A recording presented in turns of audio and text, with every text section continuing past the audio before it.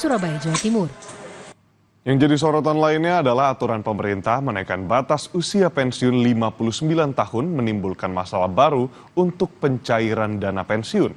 Saudara, BPJS Watch mendesak pemerintah untuk merevisi aturan agar manfaat maksimal jaminan pensiun dapat dicairkan. Pengamat ekonomi juga menyarankan agar pemerintah dan perusahaan swasta lebih fleksibel. Simak special report jurnalis Kompas TV Elgin Fridianto berikut ini.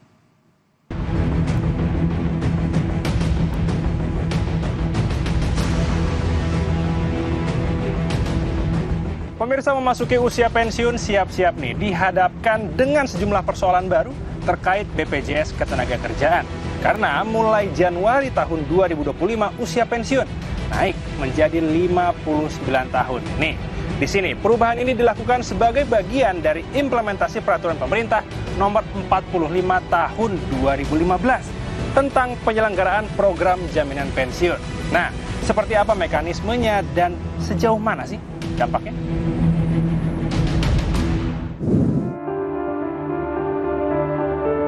Saya pun bertemu dengan pensiun pekerja Heri Wibowo yang baru menyelesaikan masa kerjanya pada Oktober 2024 lalu usai mengabdi selama 22 tahun di sebuah perusahaan swasta. Memasuki masa pensiun sebelum usia 59 tahun, Heri pun resah. Pasalnya, pasca pemerintah resmi menaikkan batas usia pensiun pekerja yang sebelumnya 58 tahun menjadi 59 tahun, uang jaminan pensiun atau JP baru bisa dicairkan pekerja yang terdaftar di BPJS Ketenagakerjaan saat berusia 59 tahun. Heri harus menunggu 4 tahun lagi untuk mencairkan jaminan pensiun miliknya. Memang kebijakannya seperti itu, cuman ya kenapa sih kok diundur lagi 4 tahun, 5 tahun lagi, kenapa nggak langsung diserahin aja duitnya. Jadi yang keluar kemarin ini JHT ya, jaminan hari tua, BPJS. Nah, ternyata ada JP, jaminan pensiun, itu yang bisa keluar sekitar 4 tahun, 5 tahun kemudian di usia kita yang ke 58 atau 59. Saat pekerja yang terdaftar di BPJS Ketenagakerjaan pensiun, pekerja berhak atas 2 program perlindungan sosial, yakni jaminan hari tua atau JHT dan jaminan pensiun atau JP. JHT dapat dicairkan atau diklaim sekaligus saat peserta telah berhenti bekerja karena berbagai sebab atau telah pensiun. Bagi peserta yang dalam persiapan masa pensiun dapat mencairkan 10% dari total saldo JHT yang dimiliki. Sementara, jaminan pensiun diberikan secara tunai per bulan bagi peserta yang mencapai usia pensiun atau peserta mengalami cacat total. Direktur Pelayanan BPJS Ketenagakerjaan Roswita Nila Kurnia menuturkan perubahan usia pensiun pekerja di Indonesia secara bertahap akan naik per 3 tahun sesuai peraturan undang-undang. Ya, memang umur 59 sebenarnya bukan ketentuan dari BPJS Ketenagakerjaan. Karena kan kita ini kan menjalankan mandat untuk jaminan sosial ketenagakerjaan sesuai tentunya undang-undang dan juga peraturan menteri yang di bawahnya yang memang berlaku. Namun, bagi pekerja yang sudah memasuki masa pensiun di usia sebelum 59 tahun, ketentuan ini dinilai dapat memberatkan. Mulai dari penundaan penerimaan jaminan pensiun hingga kekhawatiran potongan upah pekerja yang tidak dikelola secara maksimal.